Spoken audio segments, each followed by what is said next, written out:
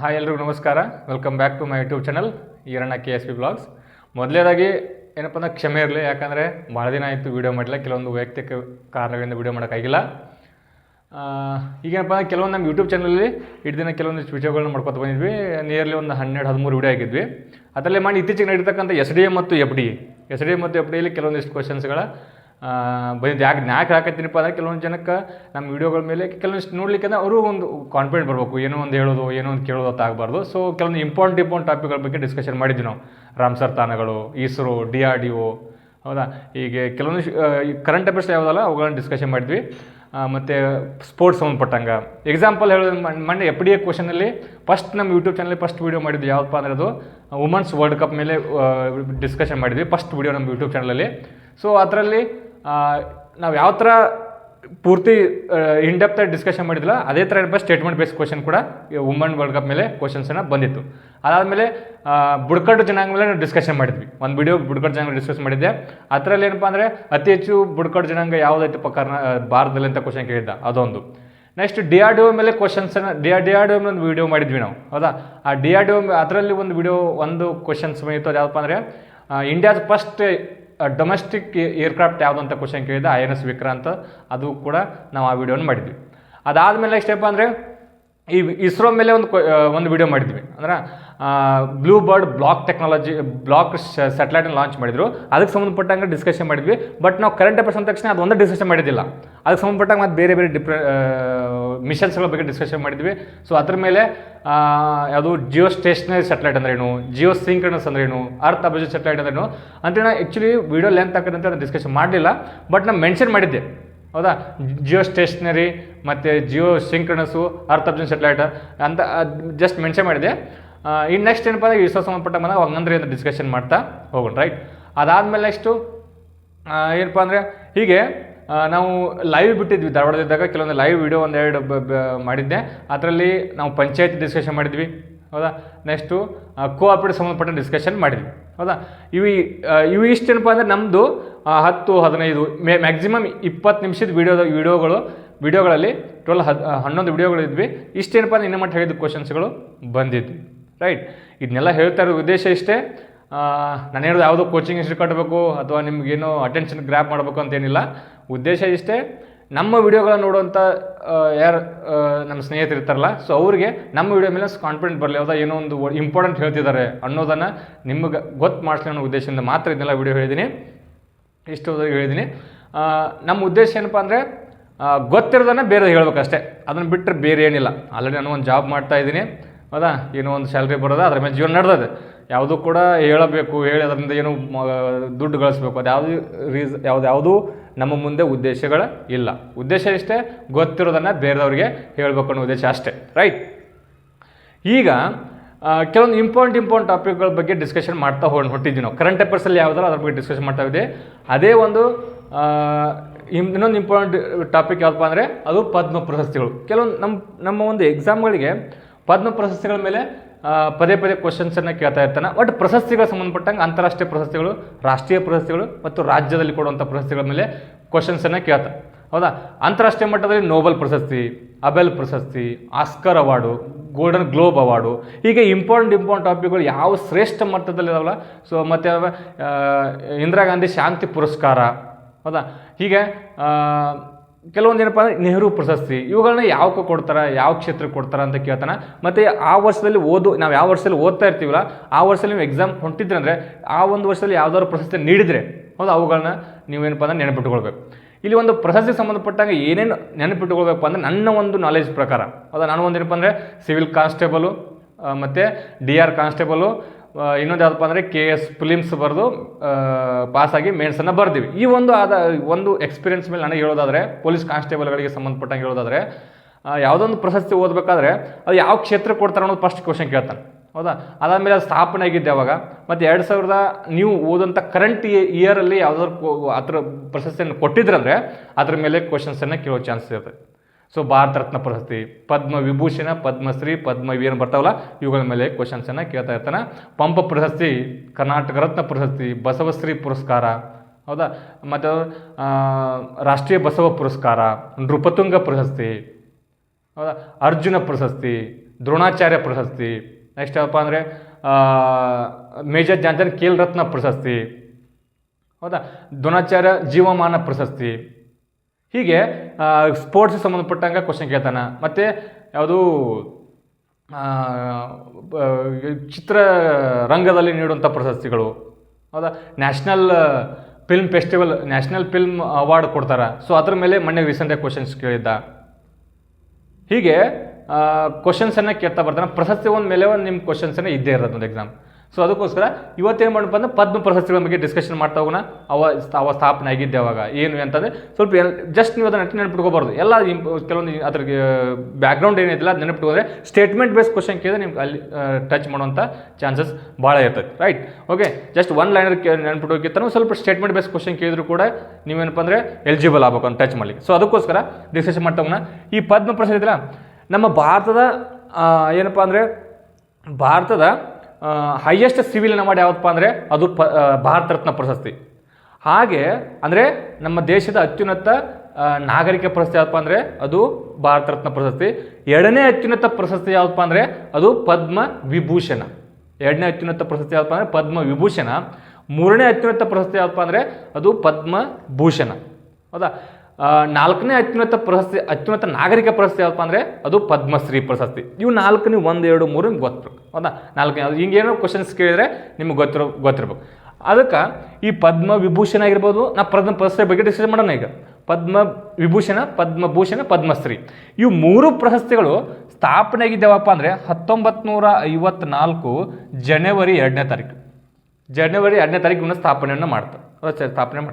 Next ಇಲ್ಲೈತಲ್ಲ, ಈ ಪ್ರಶಸ್ತಿಯನ್ನು ನೀಡುವವರು ಯಾರಪ್ಪ ಅಂದರೆ ನೀಡುವವರು ಯಾವುದು ಕೇಂದ್ರ ಸರ್ಕಾರ, ಹೌದಾ, ಕೇಂದ್ರ ಸರ್ಕಾರದವ್ರು ನೀಡ್ತಾರೆ. ಈ ಪ್ರಶಸ್ತಿ ಪ್ರದಾನ ಮಾಡೋರು ಅಂದರೆ ಈ ಪ್ರಶಸ್ತಿ ಪ್ರದಾನ ಮಾಡೋರು ಯಾರಪ್ಪ ಅಂದರೆ ರಾಷ್ಟ್ರಪತಿಗಳು.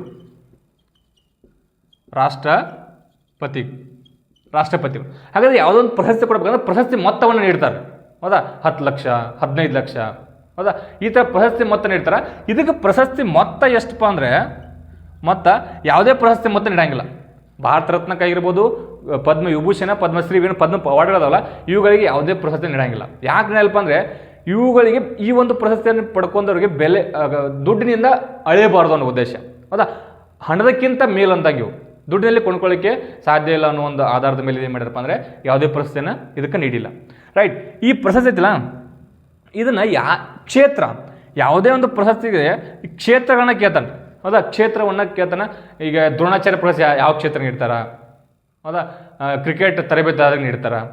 ಅರ್ಜುನ ಪ್ರಶಸ್ತಿ ಯಾರಿಗೆ ನೀಡ್ತಾರಪ್ಪ ಅಂದರೆ ಸ್ಪೋರ್ಟ್ಸ್ ಪರ್ಸನ್. ಈಗ ಇದರ ಕ್ಷೇತ್ರಗಳನ್ನ ಕೇಳ್ತಾರೆ, ಹೌದಾ. ಕ್ಷೇತ್ರ ಈ ಒಂದು ಪದ್ಮ ಅವಾರ್ಡ್ಗಳನ್ನ ಸರ್ಕಾರಿ ಸೇವೆಯನ್ನು ಒಳಗೊಂಡ ಯಾವುದೇ ಕ್ಷೇತ್ರದಲ್ಲಿ ಅತ್ಯುನ್ನತ ಸೇವೆಯನ್ನು ಮಾಡಿರ್ತಕ್ಕಂಥ ವ್ಯಕ್ತಿಗಳಿಗೆ ಈ ಪ್ರಶಸ್ತಿಯನ್ನು ನೀಡ್ತಾರೆ. ಅದು ಕಲೆ ಆಗಿರ್ಬೋದು, ಸಾಹಿತ್ಯ ಆಗಿರ್ಬೋದು, ವಿಜ್ಞಾನ ಮತ್ತು ತಂತ್ರಜ್ಞಾನ ಆಗಿರ್ಬೋದು, ಅಥವಾ ಸಮಾಜ ಸೇವೆ ಆಗಿರ್ಬೋದು. ಆ ಒಂದು ಕ್ಷೇತ್ರದಲ್ಲಿ ಅತ್ಯುನ್ನತ ಸಾಧನೆಯನ್ನು ಮಾಡಿರಬೇಕು, ಹೌದಾ. ಯಾವುದು ಸಮಾಜ ಸೇವೆ ಮತ್ತು ಕಲೆ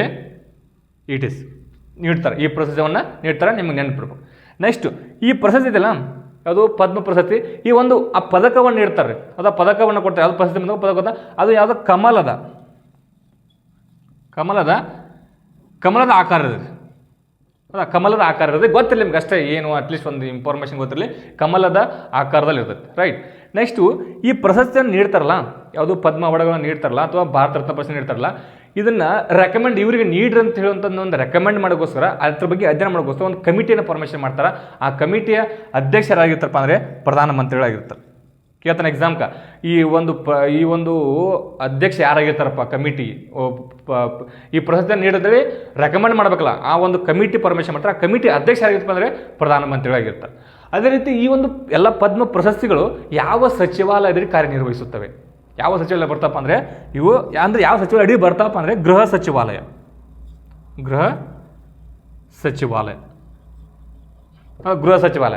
ಅದಕ್ಕೆ ಸಂಬಂಧಪಟ್ಟಂಗೆ ಇಷ್ಟು ಇನ್ಫಾರ್ಮೇಷನ್ ನಿಮ್ಗೆ ಇದಕ್ಕೆ ಎಕ್ಸಾಮ್ಗೆ ನಿಮ್ಗೆ ಗೊತ್ತಿರಬೇಕು. ಅದು ಪದ್ಮ ಪ್ರಶಸ್ತಿಗಳ ಬಗ್ಗೆ ಸಂಬಂಧಪಟ್ಟ. ರೈಟ್, ಹಾಗಾದ್ರೆ ಈಗ 2026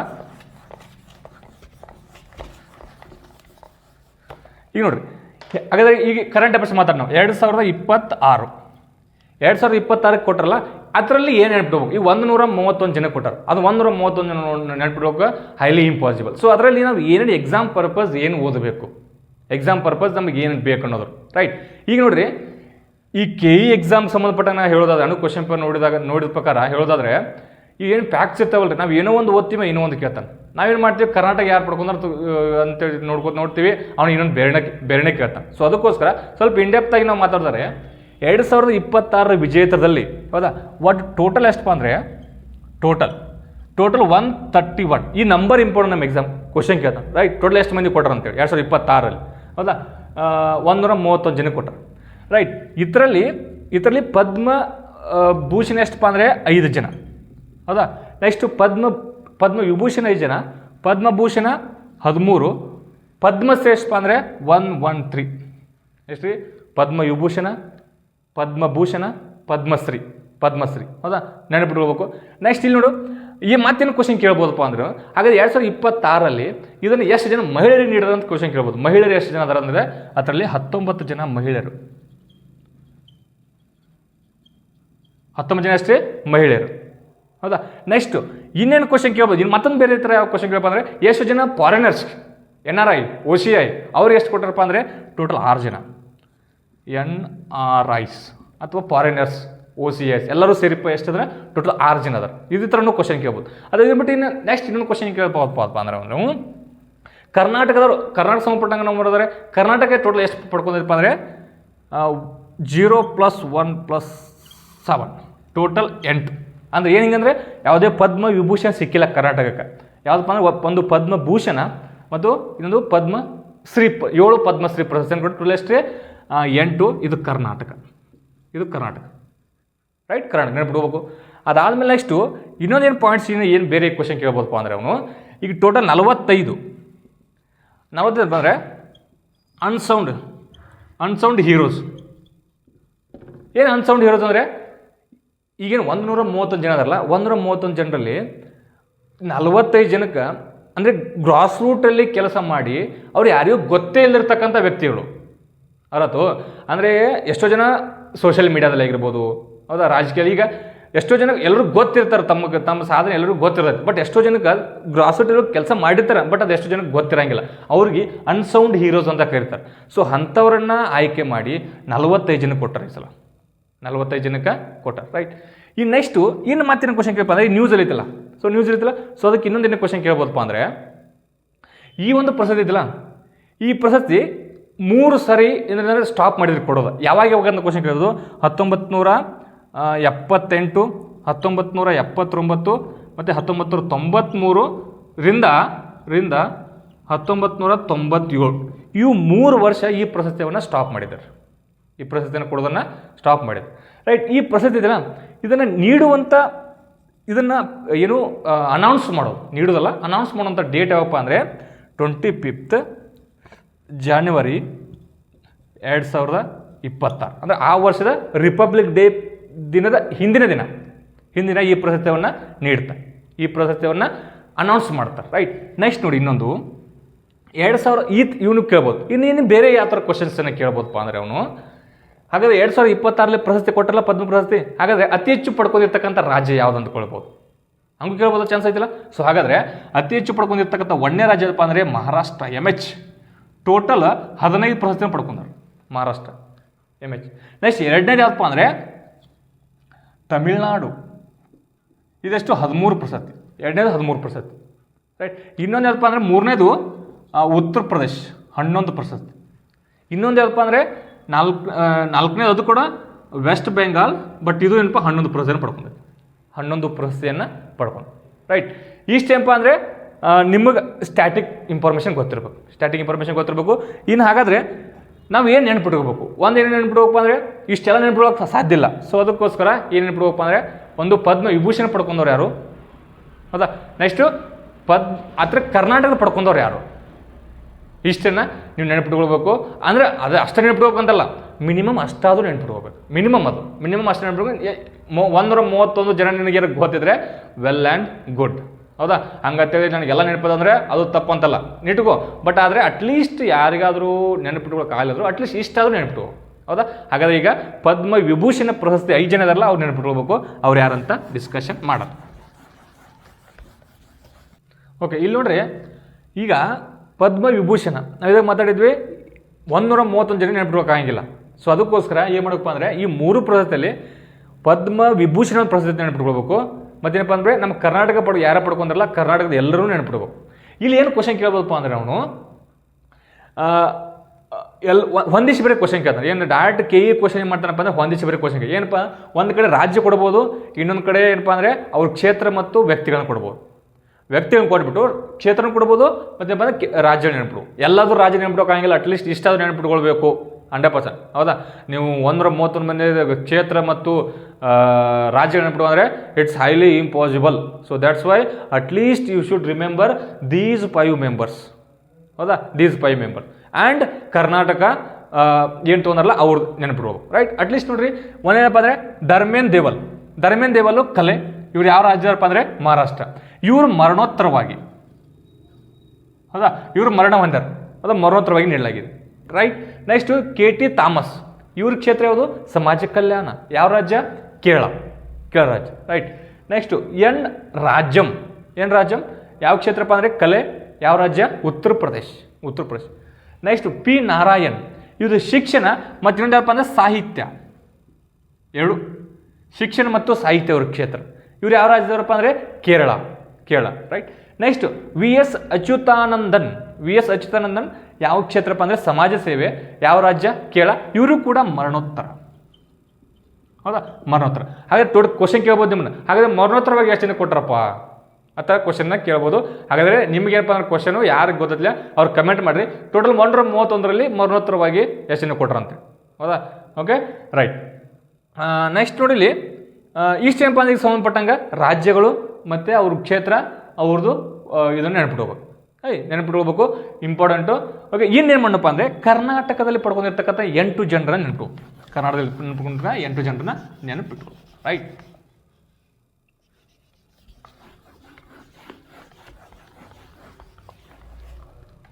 ನೋಡ್ರಿ, ನಾವು ಪದ್ಮ ವಿಭೂಷಣ ಡಿಸ್ಕಷನ್ ಮಾಡಿದ್ವಿ. ಈ ಕರ್ನಾಟಕದಲ್ಲಿ ಪದ್ಮಭೂಷಣ ಮತ್ತು ಪದ್ಮಶ್ರೀ, ಪದ್ಮಭೂಷಣ ಯಾವುದೂ ಸಿಕ್ಕಿಲ್ಲ. ಟುಡೇ ಜನಪ್ಪ 8 ಜನಕ್ಕೆ ಸಿಕ್ಕೈತಿ. ಹೌದಾ? ಒಬ್ಬರು ಪದ್ಮಭೂಷಣ, ಇನ್ನು 7 ಜನ ಪದ್ಮಶ್ರೀ. ಹೌದಾ? ಇಲ್ಲಿ ನೋಡಿ ಅವ್ರು ಯಾರಂತ ನೋಡ್ರಿ, ಇಷ್ಟು ಕಂಪಲ್ಸರಿ ನೀವೇನಪ್ಪ ಅಂದರೆ ನಮ್ಮ ಕರ್ನಾಟಕದ ಯಾರು ಮತ್ತು ಅವ್ರ ಕ್ಷೇತ್ರ ಕಂಪಲ್ಸರಿ ನೆನಪಿಟ್ಕೋಬೇಕ್ರಿ. ಒಂದಿಷ್ಟು ಬರೀ ಕೇಳ್ತಾನೆ, ಇಲ್ಲ ಸಿಂಗಲ್ ಕೇಳ್ಬೋದು. ಇತ್ತೀಚೆಗೆ ಪ್ರಭಾಕರ್ ಕೋರೆ ಯಾವ ಕ್ಷೇತ್ರಕ್ಕೆ ಪದ್ಮಶ್ರೀ ಪ್ರಶಸ್ತಿ ಪಡ್ಕೊಂಡಿದ್ದಾರೆ ಅಂತ ಕ್ವಶನ್ ಕೇಳ್ಬೋದು.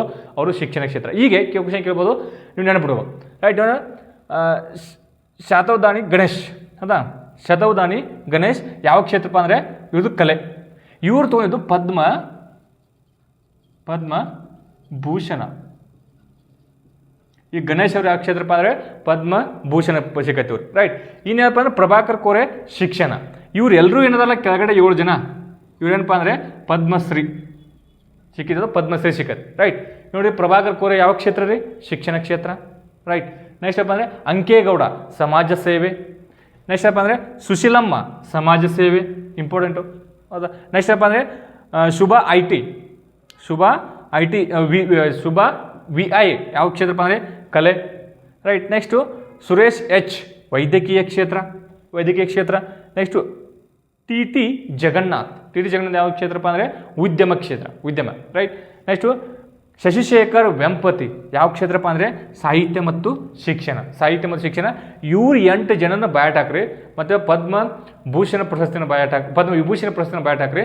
ಇನ್ನು ಎಷ್ಟೇ ಜನ ತೊಗೊಂಡಿದ್ದಾರೆ ಅನ್ನೋದನ್ನ ನೆನಪಿಟ್ಕೊಳ್ಬೇಕು. ನೆಕ್ಸ್ಟು ಒಂದು ಸಲ ಲಿಸ್ಟ್ 131 ಜನ, ಒಂದು ಸಲ ಲಿಸ್ಟ್ ಜಸ್ಟ್ ಹಂಗೆ ಕಣ್ಣಾಡಿಸಿ ಅಟ್ಲೀಸ್ಟ್ ನಿಮ್ಗೆ ಅಲ್ಲಿ ಆಪ್ಷನ್ಸ್ಗಳು ಇರ್ತವೆ. ಯಾವುದೂ ಬರೀ ಅವಶ್ಯಕತೆ ಇಲ್ಲ. ಕೇಳಿದ ತಕ್ಷಣ ಹೇಳ್ದಿರ್ಬೋದು, ಬಟ್ ಅಲ್ಲಿ ಆಪ್ಷನ್ಸ್ ನೋಡಿದ ತಕ್ಷಣ ನಿಮ್ಗೆ ಗೊತ್ತಾಗುತ್ತೆ. ಬಟ್ ಒಂದು ಸಲ ಓದಿರಬೇಕು ಮಾತ್ರ ಈಗ ನೆನಪಿಳಿತೈತಿ, ಹಂಗೆ ನೆನಪಿಳಂಗಿಲ್ಲ.